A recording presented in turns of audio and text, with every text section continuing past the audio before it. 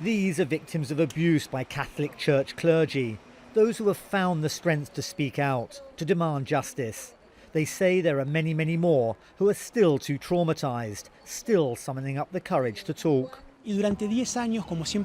For 10 years, I could not speak about what had happened to me.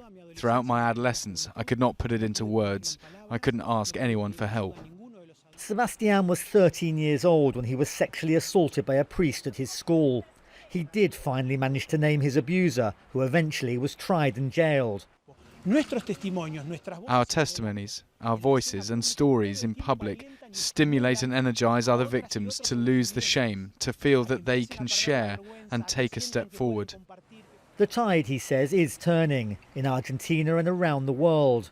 Activists from the United States are in Argentina to meet victims, to share experiences of a global scandal.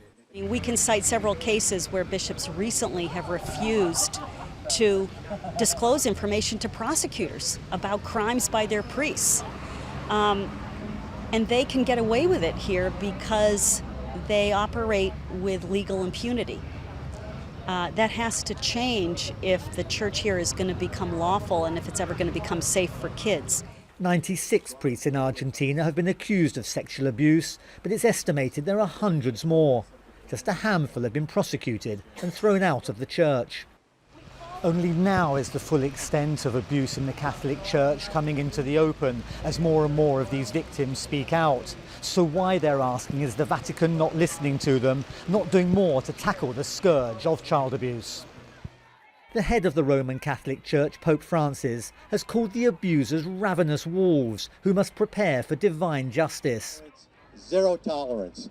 And Pope Francis needs to get back here, order zero tolerance, remove every priest that has assaulted a child from the priesthood, and identify and remove every bishop that has covered it up from their position of responsibility.